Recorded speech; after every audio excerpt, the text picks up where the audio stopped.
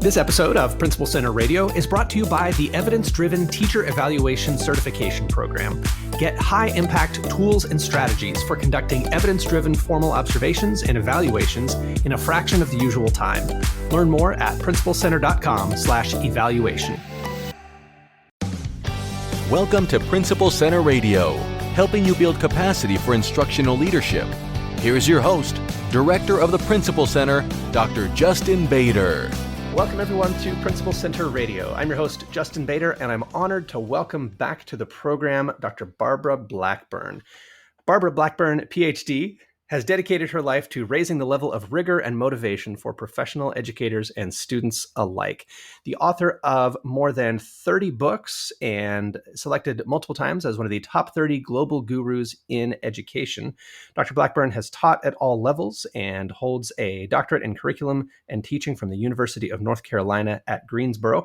And she holds the questionable distinction of being our number one guest here on Principal Center Radio, but it is always a pleasure to have you on the program, Barbara, and we're here today to talk about your new book with Ron Williamson, Improving Teacher Morale and Motivation, Leadership Strategies that Build Student Success. And now, our feature presentation.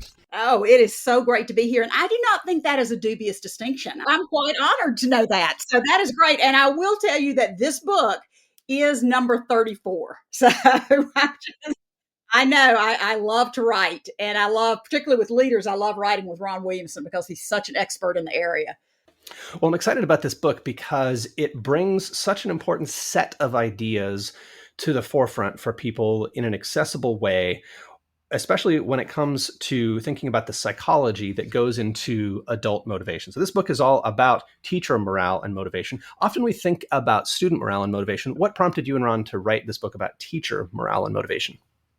Well, I think two things. I had been doing work with teachers about student morale and motivation. I have been doing that. I've got a book on that. So I'd been working with that, had even done a parent book on that. So I'd been working with motivation. And Ron and I were talking about what do we want our next book to be, particularly coming out of the pandemic, what really is something we want to do. And this notion of everybody seems so demoralized for a variety of reasons, whether it's our current climate, or it's the pandemic, or just the state of teaching, or the extra challenges with students. And we said, that's got to be it. There's nothing else that we can write about right now. It's got to be that. So we were able to really pull together what we know about leadership, what we know about morale and motivation, and really put that together. And we did want just something that would be a quick how-to guide for principals. It's not a book that you're going to have to read over 2 or 3 weeks. It's not designed to be. Yeah, and I think one thing that readers will appreciate is the survey of a set of ideas that need to work together. Because often if we're taking an undergraduate or graduate educational psychology course or leadership course, these ideas are often spread out over multiple courses, multiple books, separated in time. And I love the way that you've put them all together to help us see how they fit together. And in thinking about motivation, one place you start is Maslow. Why do you start with Maslow early on in the book? Because often we think hierarchy of needs, sleep, and things like that. What does that have to do with teacher motivation? What's interesting is, in addition to the fact that Maslow has been around forever, so as soon as you say Maslow, people know who you're talking about. When you really go back and look at his work, it is foundational. We want to jump into how can I get a teacher motivated to go the extra mile with students? But you know what? If they don't have basic needs met, then they're not going to get there. I mean, I can remember my first year of teaching, and I had people telling me all of these wonderful ideas and all of these wonderful things. And you know what? I just wanted my room to be set up. And I wanted to know that I had enough copy paper to run what I needed to get started the next day, and that I had my textbooks organized. That's Maslow.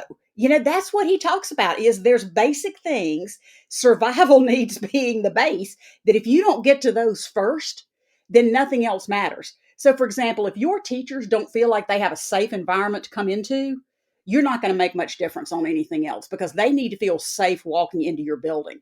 And I remember that from one of my graduate students.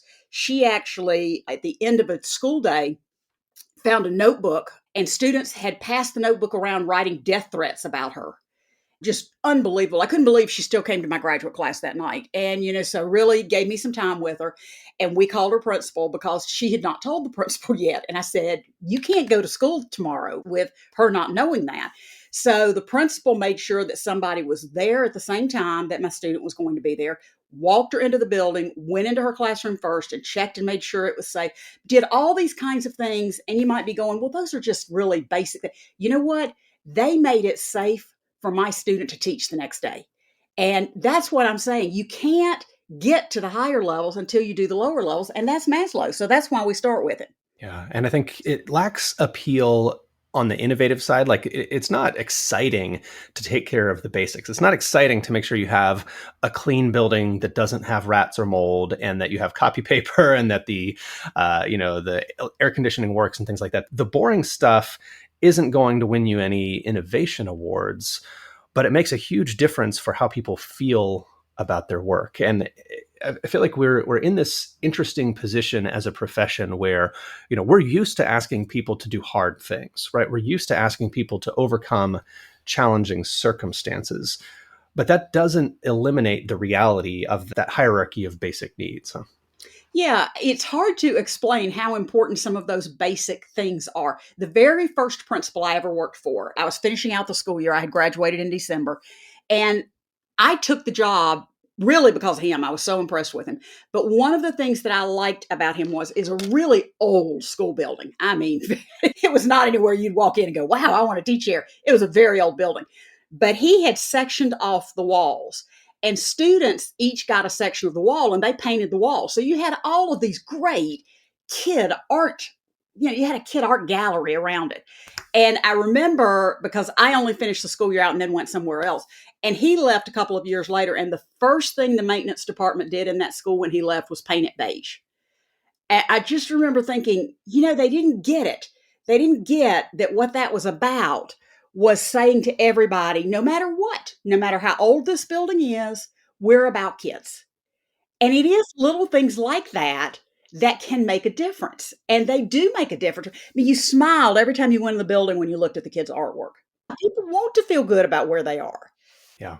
Let's talk a little bit more about motivation. You have just a great explanation of the relationship between intrinsic and extrinsic motivation. And I laughed a little bit when you compared, because I was drinking my coffee at the time. I laughed a little bit when you compared extrinsic motivation to coffee, because it gets us going. But talk a little bit about extrinsic motivation and its relationship to intrinsic motivation, and what we have to watch out for when using extrinsic motivation. Yeah, extrinsic motivation is certainly very popular. That's all of the ways we externally motivate teachers. And that is everything from teacher evaluations to salaries, to bonuses, to giving them a certificate or a free lunch period. I mean, it's anything that's extrinsic.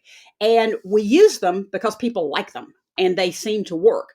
What the research shows, though, and there's less of this with teachers and adults than there is with students, but there is some with adults.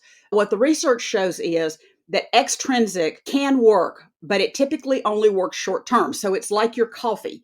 You've got caffeine in it and you drink it and it jacks you up, but then you crash. And so that's sort of what extrinsic motivation is. It'll work short term, but then there's a crash and people want more. So we have to be careful with it.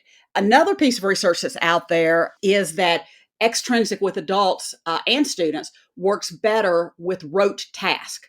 So, for example, if you need teachers to do a whole bunch of extra paperwork, that's when you want to extrinsically reward them, okay? If they're going to have to stay late and do paperwork, then bring in pizzas, okay? That totally works because they are having to do something that's rote, that's mindless. But extrinsic is not as good when you want them to, for example, create more rigorous lessons or create a more rigorous environment for students to learn.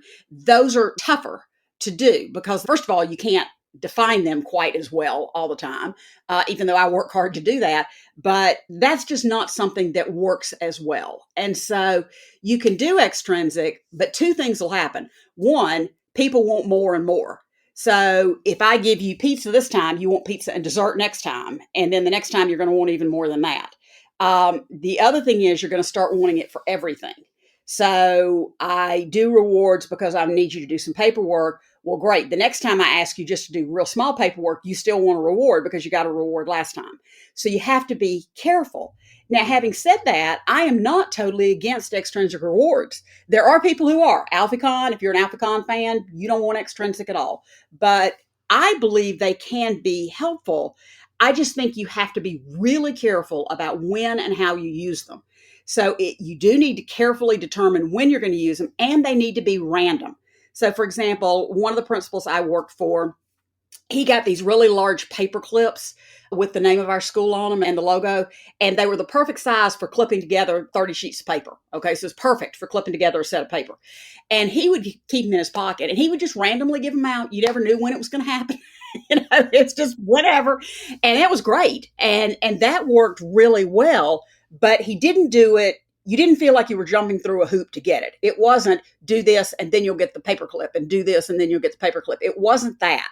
So random tends to be better, and rote tasks tend to be better with extrinsic, knowing that you've already got a system of extrinsic between bonuses and salaries and evaluations. You've automatically got that.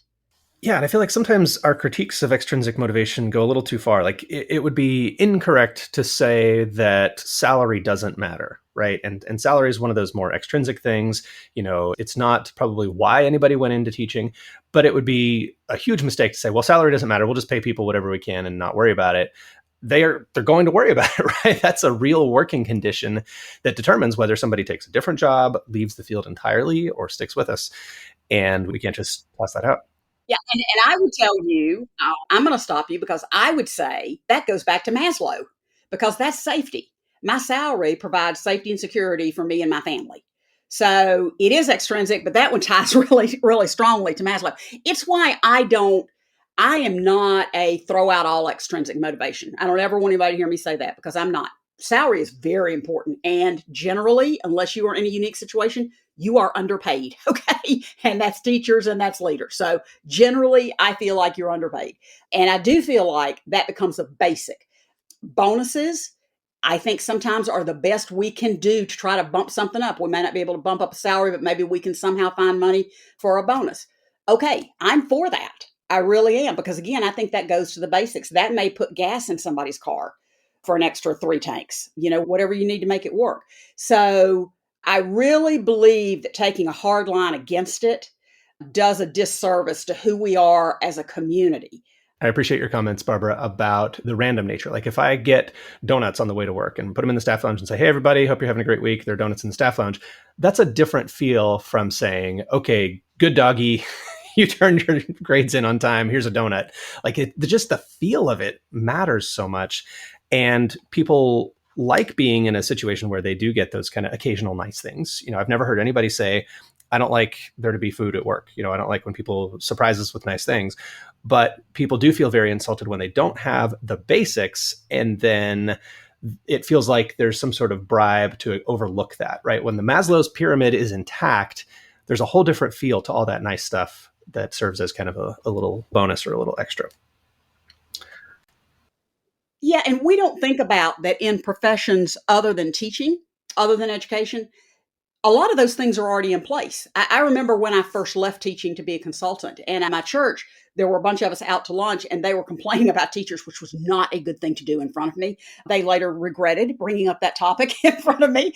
But what they didn't understand was that things that are just basics, whether you're working for the state government or for businesses, having coffee that is accessible, being able to go to the bathroom when you want to go to the bathroom, having things like donuts brought in regularly. Those kinds of things happen all the time in many, many, many businesses, but they're like a huge deal if they happen in teaching, because it's like, well, are you sure? Do they really deserve that? And, we wouldn't think anything about donuts, cookies. I just took cookies. My mom has Alzheimer's and is in a memory care facility. I just took some cookies over there for the staff. They work hard. They deserve somebody saying thank you every once in a while. I'm not trying to bribe them, but I'm going to say thank you every once in a while. Where did we get the idea that shouldn't happen in education because it's extrinsic motivation? I really think extrinsic and intrinsic need to work together, and we just need to be careful with the extrinsic. Let's talk a little bit more about intrinsic motivation, because we certainly want to maximize our opportunities on the intrinsic side. We want to have people who are motivated to do their very best. And certainly we've seen that motivation fluctuate, right? When people get demoralized, we realize how much they were intrinsically motivated. When we see people lose that intrinsic motivation, we see, oh, wow, like we really get a lot of mileage out of people's intrinsic motivation in education, because this is a people business. This is a caring business. So help us think better about intrinsic motivation. Set that up for us. Well, I think, first of all, that for most teachers, I hate to make generalizations, but I think I'm going to on this one. For most teachers, they are intrinsically motivated, because people don't get into education for money. Okay, that's just not what they do. So I think there's a lot of intrinsic motivation about wanting to make a difference that's built in to start with. What happens is, a lot of times teaching is just, there's so many things going on and it's so overwhelming that some of that intrinsic motivation tends to wane. So I like to go back to the basics with this and say, okay, what is intrinsic motivation made up of? And I think there's two big factors: value and success. And so value is, do I see value in what I'm doing? Okay. So that, of course, is, do I see value in teaching? But it's also things like, if you as a principal have a professional development, I come in with, what's the value of this for me? Why should I care about this? And if you are doing a professional development on teaching strategies and everything is high school oriented and I'm a kindergarten teacher, I walk out of there going, that was a waste of my time. And I wasn't intrinsically motivated when I was in there, and I'm certainly not intrinsically motivated to use it when I get out. So that's why you want consultants who do make sure they know who your audience is and they give examples at all grade levels and all subjects. But it's also more than just, do I see the value that way? Teachers value autonomy. They partly got into teaching because they don't want to be told everything they're doing. They want to be able to be creative, to figure out what to do and how to do it. And so we've really got to pay attention to that autonomy, whether it is their teaching, but also their collaboration. So it may be that I do want my grade levels working together to collaborate, to create lessons, because it's going to help them in the long run. I still want to give them some autonomy with that, which may be, okay, we've come up with a common schedule and a common lesson plan, but just know you can veer off that a little bit if you need to, because you know what's best for your students. Teachers want that autonomy. That's a really big deal. And then teachers value relationships. They value their relationships with other teachers, but they particularly value their relationship with you. So if you think about a teacher you've had who's been a problem for you, I'll bet you didn't have a good relationship with them. And if you think about the teachers that you have good relationships with, it's pretty easy to work with them. You may have something every once in a while, but it's pretty easy. So with value, we've got to look at the relevance of everything we're doing. We've got to look at the autonomy that we're providing, and we've got to look at the relationships, both with us and with others. And so that's the first part of intrinsic. All of those things intrinsically motivate teachers. Now, the other part is that teachers are motivated by success. I am more motivated as a teacher if I'm successful. And one of the challenges that happens in teaching is that if I fail very publicly, because I fail in front of all the kids who are going to go tell all the other kids, who are also going to go tell all the parents, who are going to tell all the other parents. So I'm very tied up in success. I want to feel, like I'm successful. So that's why I say, here's a good way to use intrinsic and extrinsic together. Okay. I need to feel successful. That's intrinsic. One of the things you can do that's going to help me feel that way, it's not going to make me feel that way, but it's going to help me feel that way, is when you tell me what I'm doing right. So always tell teachers what they're doing right. Always tell teachers what they're doing right. Like one of my favorite examples, we probably did it in one of the first podcasts that we did together, was name it, claim it, and explain it, which is, as you are out and around in the building, grab a video or a picture of something a teacher's doing right. And it doesn't have to be a big deal. It can be a little deal, and that's okay. Grab a picture of it. And every time you do a meeting, you open your meeting with that picture. Tell the teacher ahead of time so they know what's coming. Don't scare them. But you throw it up there and you say to all the other teachers, you know what? This is an example of something great that is going on in our school. I want whoever it belongs to, name it, claim it as yours, and explain to us what you were doing. And if you don't want to do it during a meeting, do it with an email, because you can send an email out to all faculty. Same thing. They just have to reply to all and name it, claim it, and explain it. And the idea of celebrating good things that teachers are doing. And what you'll have teachers say is, well, I didn't realize that was a big deal. Yeah, it was. It was a big deal. It made a difference to kids. It can be something little. I was in a social studies classroom with a principal who the teacher was teaching the equator and had drawn a circle for the earth, and out beside it had written equator. But we went in the next room and the teacher had drawn the circle and drawn the equator and written the word equator right on it so that the kids would remember that that's what the equator was. That is tiny. And some of you listening are going, that is not a big deal. Yes, it is. At least one student remembered the equator better because of that. And I absolutely celebrate. I made him take a picture. I said, go in there, take a picture. We're showing it at the meeting this afternoon because it was such a good example. And I remember he was surprised. He said, I just think about celebrating big things. No, celebrate little things because little things help teachers feel successful, which is intrinsic motivation. So that's a really good way to blend the two and doesn't cost you any money. I love things that don't cost any money. So how does that sound for intrinsic motivation? I love it because you answered the question with lots of practical specifics, but you also snuck in all of the tenets of self-determination theory. I think our astute listener will pick up on the key elements of self-determination theory, which we talk about quite frequently at the Principal Center, because it's so central to understanding what people value in professional work, especially, and how they become intrinsically motivated. And it's not with the treats, it's not those extrinsic things, it's ultimately what drives people when they have those conditions, when they can be successful, when they feel valued, when they feel connected to other people. I love it. And I love the way you just kind of snuck that in there without even saying that that's what you were doing. So Barbara, I wanted to ask about this idea of success and working in challenging schools, because I would say almost everybody works in a somewhat challenging school right now. Maybe because of the way housing patterns work, we have some schools that maybe would not be considered challenging. But I think, most educators work in what they would consider to be a somewhat challenging school. And that can threaten our sense of success, right? If we have students who are experiencing difficulty in their lives, we can teach the same lesson that would have worked just fine in another school and just encounter a lot less success with it because our students have greater needs. And you talk in chapter 3 about school reputation. And we face, I think, a lot of challenges in more challenging schools because we don't necessarily pay more and teachers experience less success, right? Students come in just dealing with more in their lives. Learning is more difficult. Maybe they come in reading below grade level.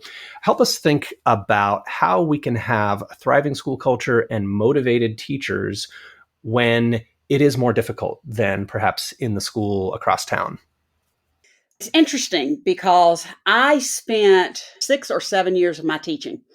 I was in a junior high school. That was back before middle school, so I just dated myself. But I was in a junior high school. And after the first year, the principal asked me, I did not know at the time what I was getting myself into because I was a 2.5-year teacher. But I ended up taking a class that was labeled developmental. Okay.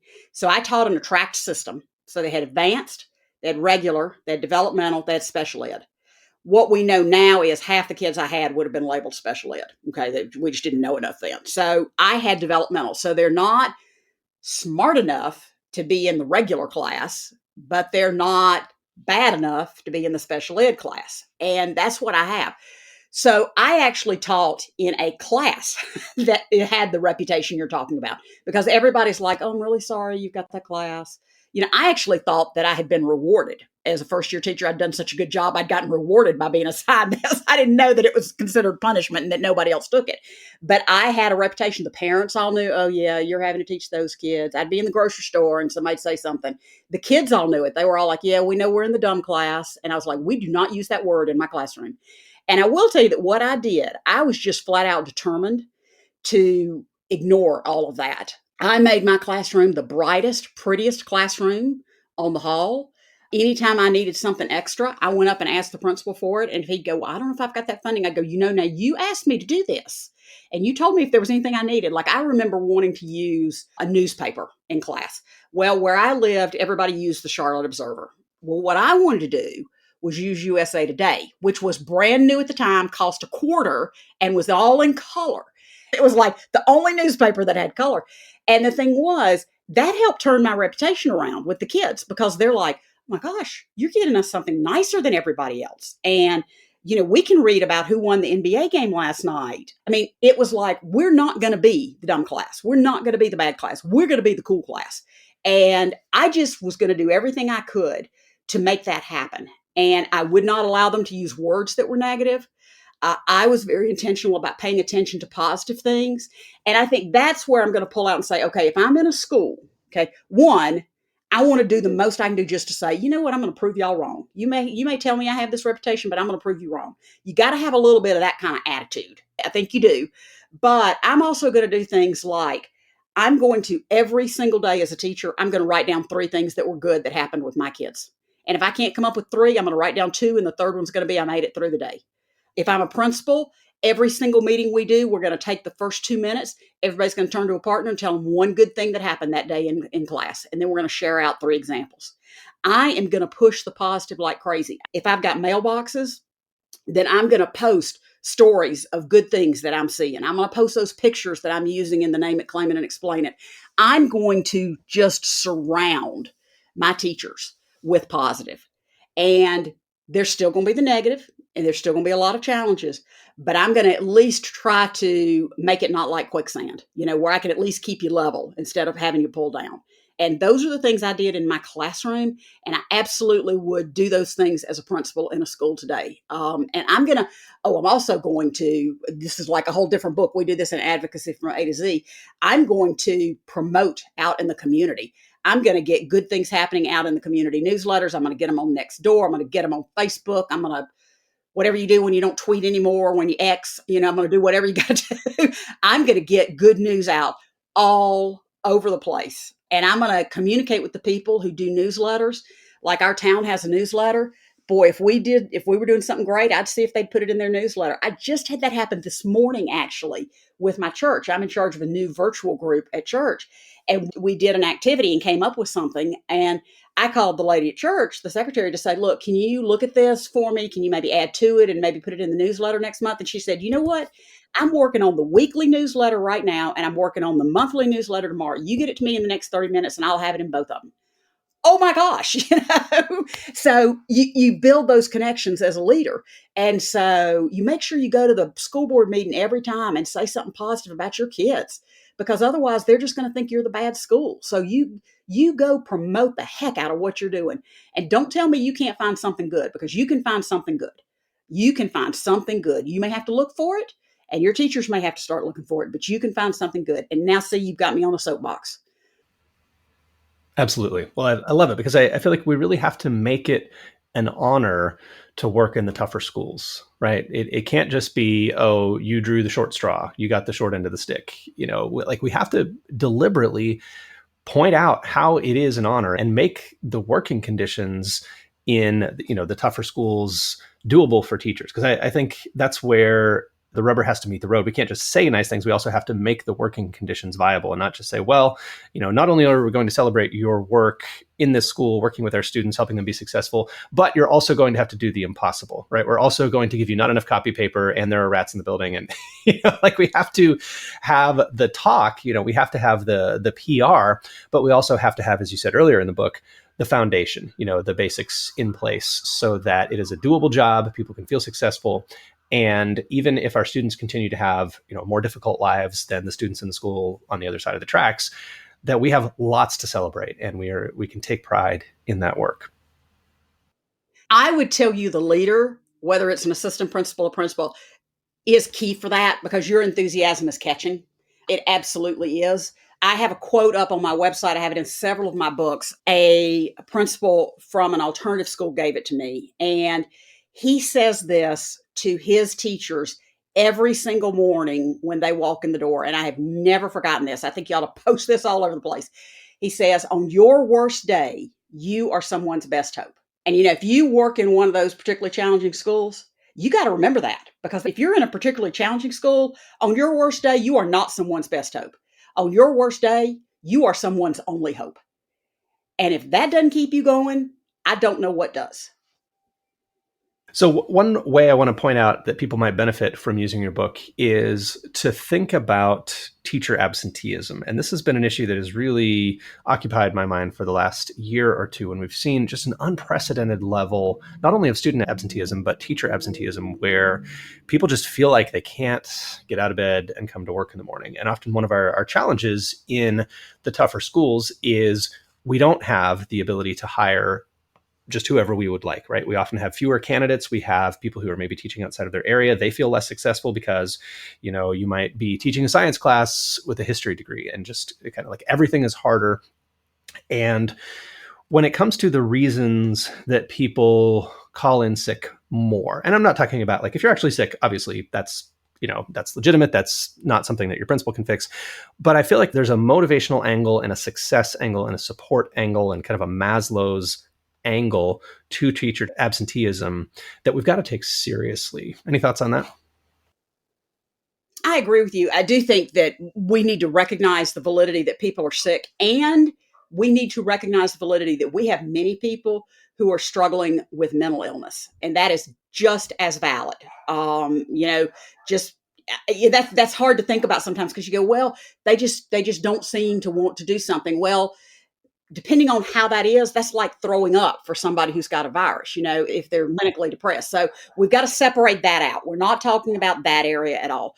But there are people who it's just hard to come. I'm just not sure I want to, I mean, I just don't know. Is it really worth it?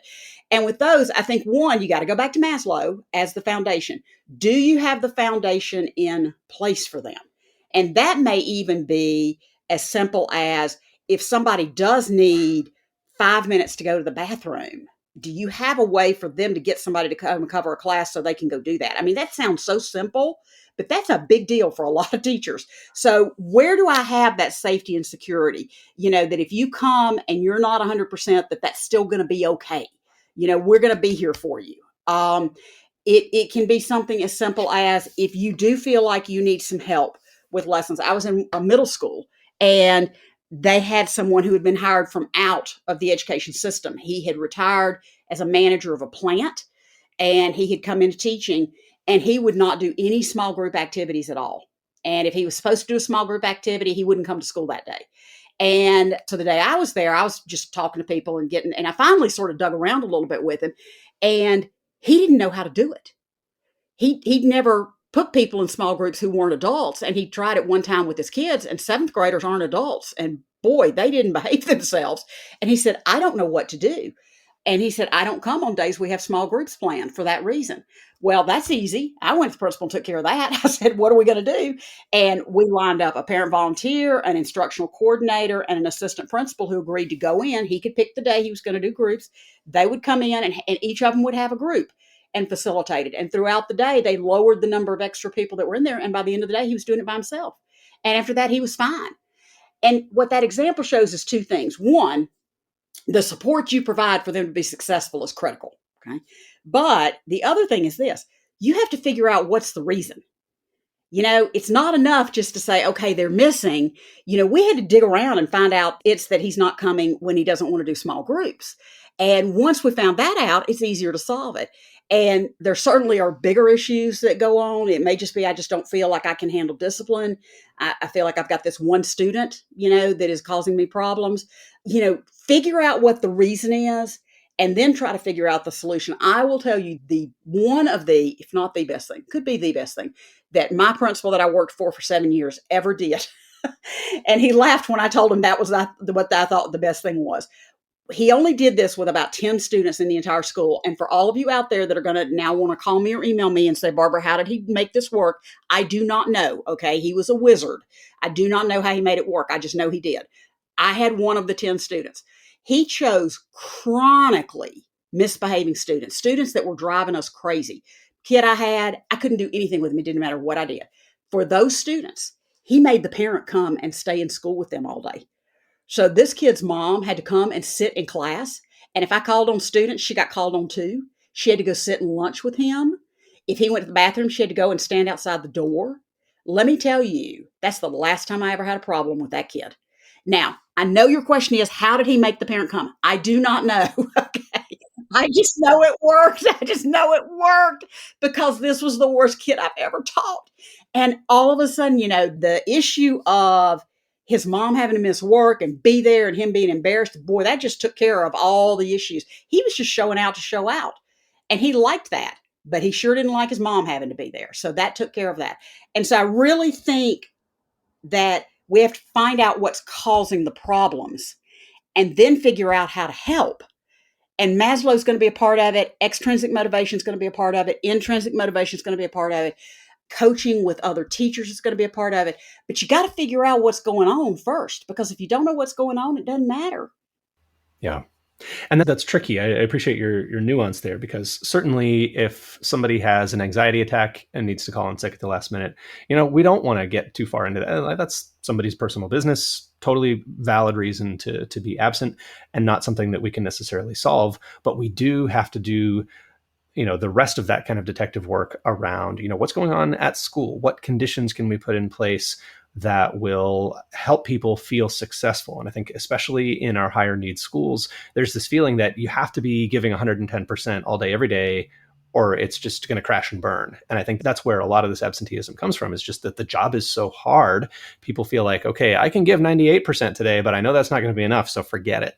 I think we've got to really take that seriously as a kind of a success issue where people really don't want to show up and not be successful.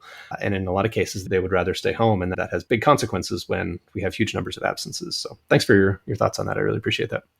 Well, I'm going to add something to it, because I'm going to add something that my dad always said to me, because my dad was my first and best teacher, and I still miss him. He died 4 years ago, and he and I co-wrote a book together on advocacy.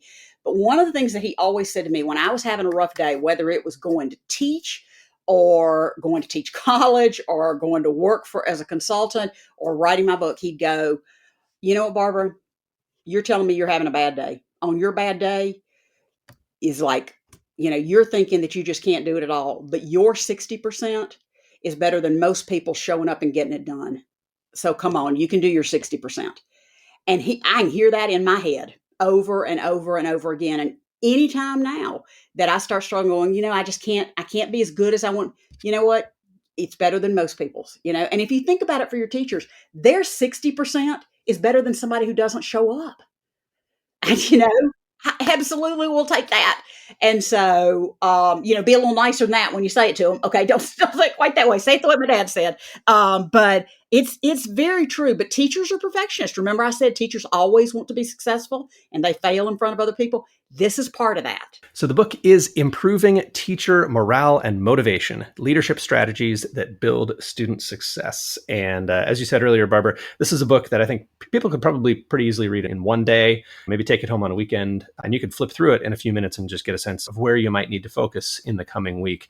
But I just really appreciate the actionable strategies as well as the organization around some of the key ideas in leadership and psychology that, it's so easy for us to forget as we deal with the endless parade of new ideas that come our way and mandates that come our way. If we can remember the fundamentals, if we can remember just the basic principles of how motivation and morale work, I think we'll be in great shape. So, Barbara, if people want to get in touch with you, maybe have you work with their faculty or their leadership team a bit, where's the best place for them to go online to get in touch with you? A one-stop shop is my website, online.com, or you can Google me with Barbara Blackburn and Rigor, because I show up with Rigor all the time. There's over 100 free resources. There are free downloads from all the books. There is a contact form, so you can email me, and there's a phone number, so you can call me. So anything you need, you can get to me through the website. Fabulous. Thanks for listening to Principal Center Radio. For more great episodes, subscribe on our website at principalcenter.com/radio.